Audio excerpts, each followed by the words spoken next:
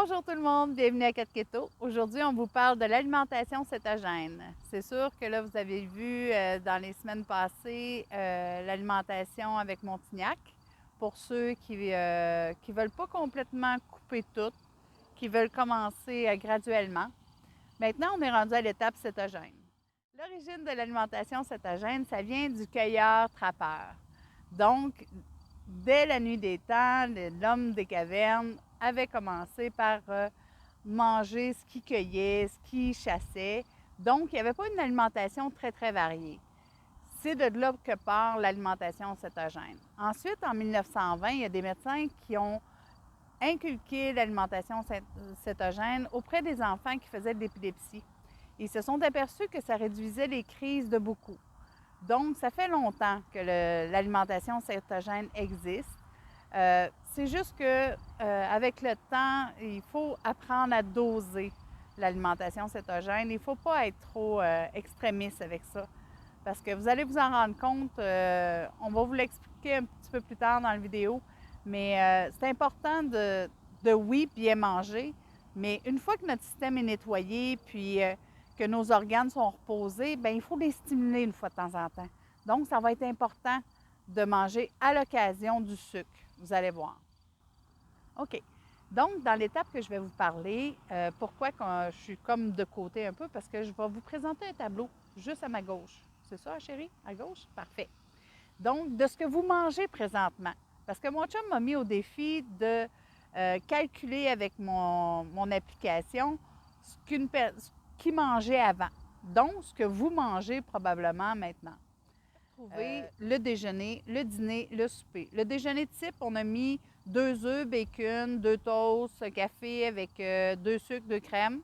Ensuite, pour le dîner, on a mis un spaghetti. Admettons que vous êtes allé au restaurant parce que vous travaillez puis vous n'avez pas eu le temps de vous faire de petit lunch. Donc, vous aviez le spaghetti avec la soupe en entrée, poulet et nouilles, un bon Pepsi, la tranche de pain avec du beurre pour aller avec le spaghetti. Ensuite, vous aviez le dessert qui était une bonne tarte aux pommes avec une boule de crème glacée sur le dessus aussi. Donc, vous êtes revenu à la maison, puis votre petite femme vous a concocté un bon souper. Vous aviez 2 belles boulettes de bœuf haché avec de la sauce, patates pilées, des navets, des carottes avec ça. Ensuite, elle vous avait fait un bon gâteau au chocolat. Puis, vous avez pris un autre Pepsi avec ça. Puis, une bière, parce qu'on était peut-être vendredi soir. Donc, vous avez pris une bière avec ça. Dans votre journée, vous êtes rendu à un total de 416 grammes total de glucides pour une journée type, 388 net de glucides, 27 de fibres, 196 de gras, 157 de protéines, puis 4117 calories. C'est quelque chose à brûler dans une journée, là. Comparativement à nous, en alimentation cétogène, je vous donne une moyenne à peu près de ce que nous, on consomme. Je vais avoir 20 grammes de glucides dans ma journée totale, 15 grammes net, 5 grammes de fibres, 107 de gras, 99 de protéines pour un total de calories de 1400 calories.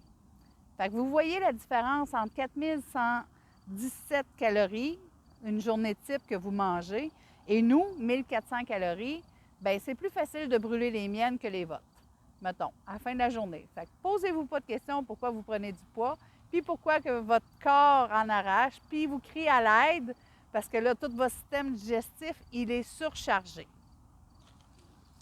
Dans notre autre étape qu'on va vous parler aussi dans l'alimentation cétogène, c'est les types d'alimentation. Il y en a 3. Vous avez le libéral. Je vais juste poser mes feuilles ici parce qu'ils ventent. Il y a le libéral qui est entre 40 et 100 grammes de glucides par jour.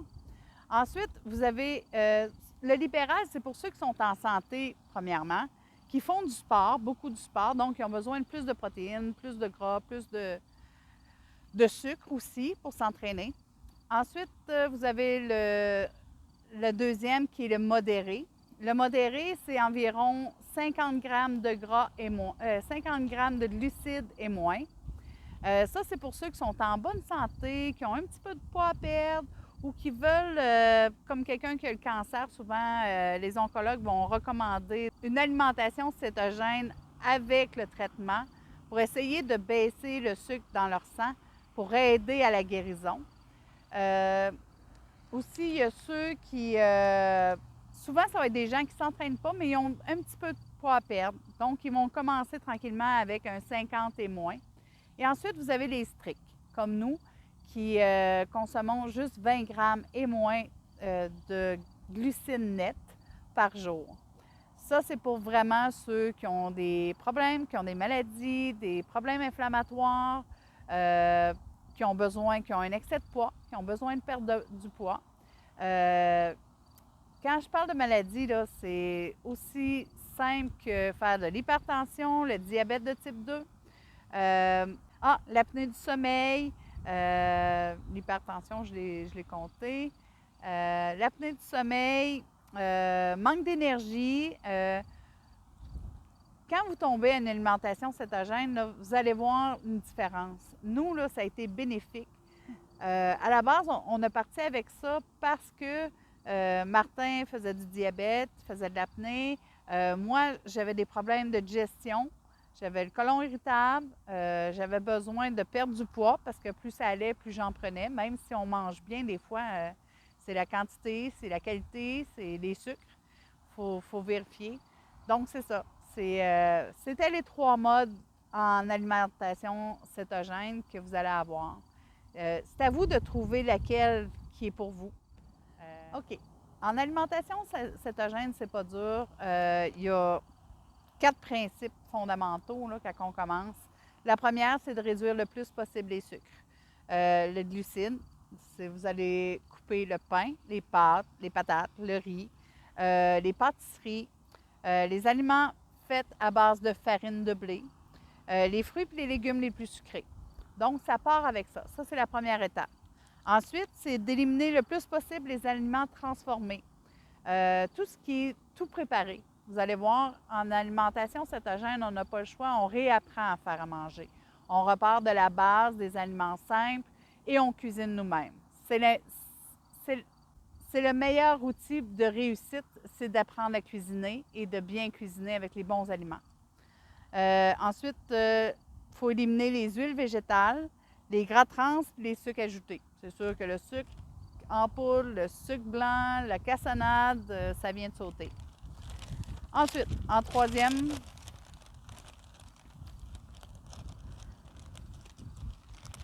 le troisième conseil quand on débute, quand on est en alimentation cétogène, c'est de manger la même quantité de viande qu'avant. Donc, une portion de viande, c'est pas dur, c'est la grosseur de la paume de votre main. C'est pas plus grand que ça. C'est environ entre 4 et 6 onces de viande, pas plus. Si vous allez au-delà de ça, c'est pas bon pour la santé parce que plus vous allez manger de la viande, plus ça va devenir des sucres dans votre sang. Donc, les excès de viande, on ne touche pas à ça. C'est vraiment de 4 à 6 onces de viande, une portion normale en alimentation cétogène. Ensuite, faut augmenter. La quatrième, la plus importante, il faut augmenter l'apport de bons gras dans votre assiette. Je vous le dis tout de suite, il y en a qui partent en peur. Yes, je vais pouvoir manger du bacon à côté. No. C'est pas un bon gras à prendre. Oui, vous pouvez en rajouter dans vos salades, vous pouvez en rajouter dans votre assiette, mais allez pas me faire une assiette de bacon énorme et vous gobez de ça, vous allez vous rendre malade. C'est pas une bonne idée. Donc, les bons gras, on les retrouve dedans les huiles, dedans les avocats. Vous allez voir, c'est pas compliqué. Je vais vous montrer comment ajouter des bons gras. Il s'agit qu'ils soient naturels. Puis, ça va vous aider aussi à augmenter la satiété, d'avoir moins faim. Donc, quand vous allez balancer vos gras dans votre assiette avec votre protéine, puis vos légumes, puis tout ça, vos fibres, vous allez voir, c'est pas en quantité énorme, mais c'est ce qui va faire que vous n'aurez plus de up and down de sucre. Donc, vous allez être rassasié, puis vous allez tenir longtemps ensuite. Et l'autre conseil que je veux vous donner aussi, puis c'est important, allez pas faire des excès de sel.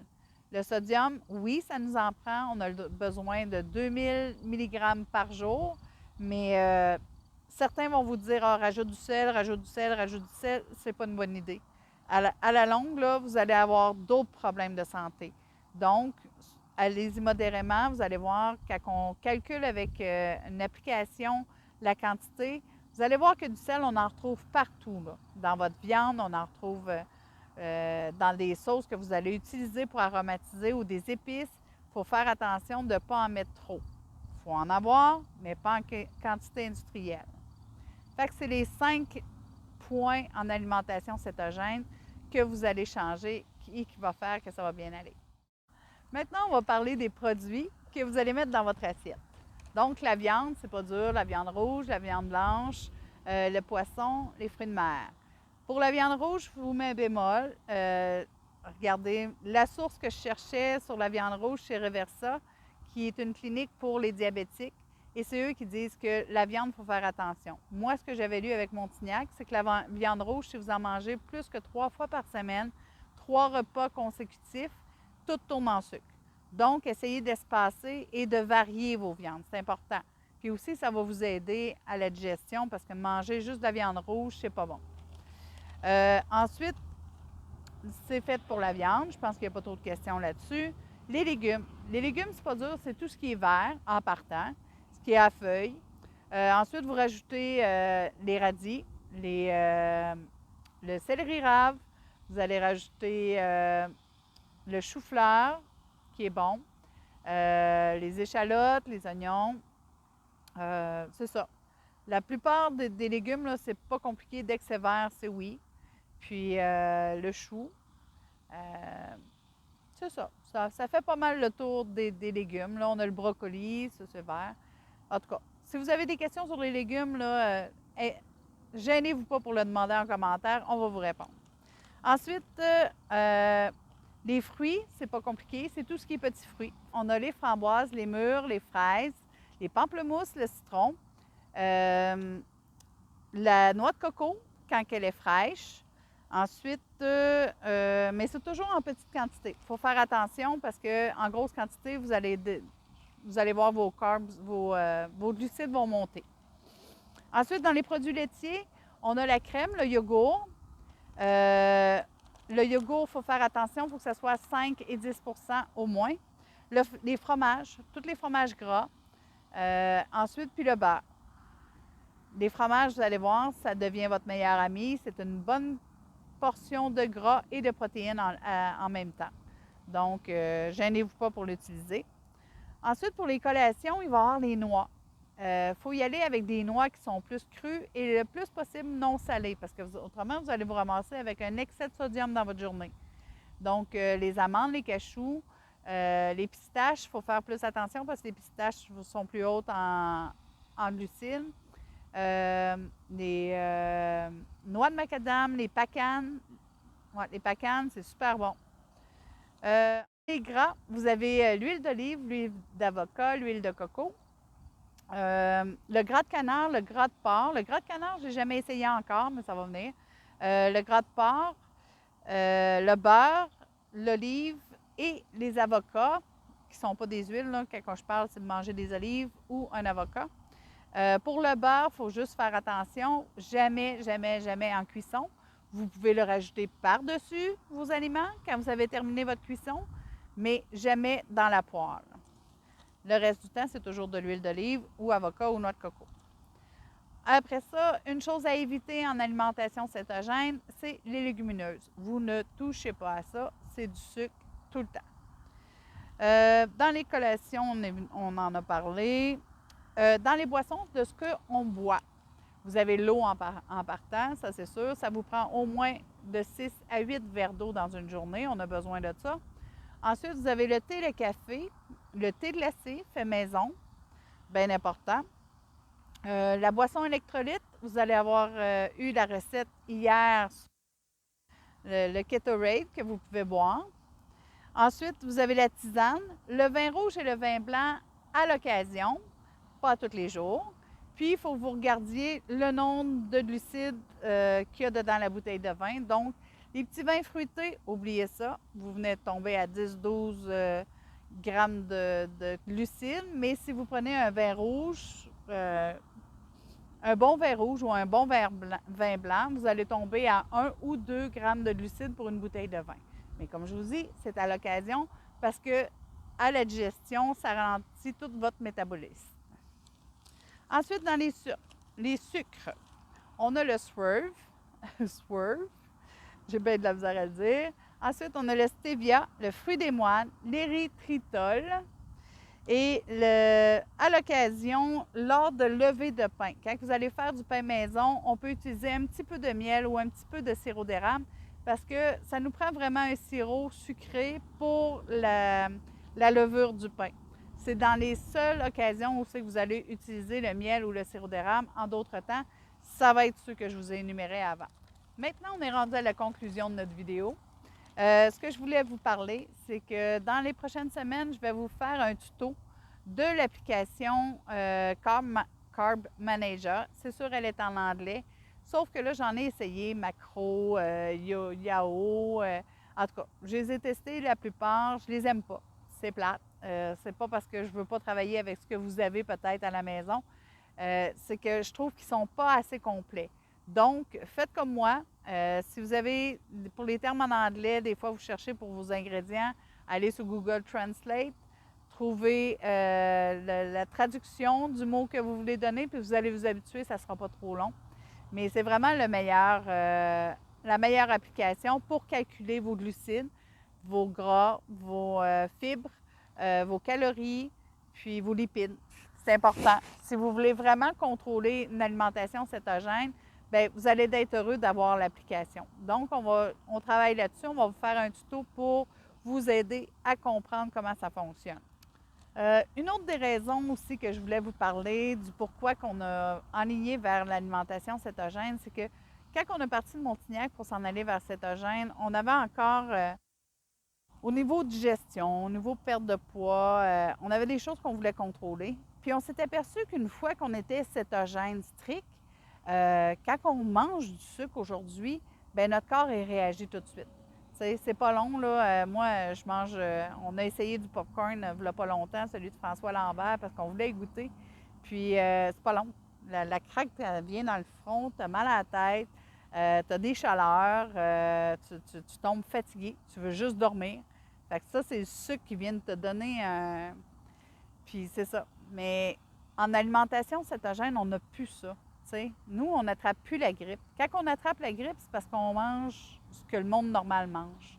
On ne mange pas cétogène. Là, on tombe malade. Mais en d'autres cas, là, on ne tombe pas malade du tout. T'sais, attraper une grippe là, à la saison, on n'a pas ça, nous autres. On ne connaît pas ça. Puis l'autre affaire, c'est qu'on n'a plus d'énergie en yo-yo. D'avoir un boost dans la journée, puis parce qu'on a mangé du sucre. Puis qu'une heure après, on est brûlé, qu'on irait faire un petit dodo, on n'a plus ça en mode cétogène. L'énergie est plus égale, on est moins fatigué, on dort mieux. Ça, c'est une grosse différence, de bien dormir. La digestion va mieux aussi. On a moins de misère à digérer. Ça, pour moi, ça a été bénéfique parce que j'avais vraiment des problèmes au niveau de ma digestion, au niveau de mon foie, au niveau de mes reins. Puis Martin avait un ulcère à l'estomac. Moi, j'avais des reflux gastriques. On n'a plus ça. Ça va super bien. J'ai jamais eu autant de plaisir à manger puis pas avoir de problème à mes reins après. Fait que c'est un bonus, là. De bien manger puis d'être en santé, on veut tout ça dans notre vie. C'est important.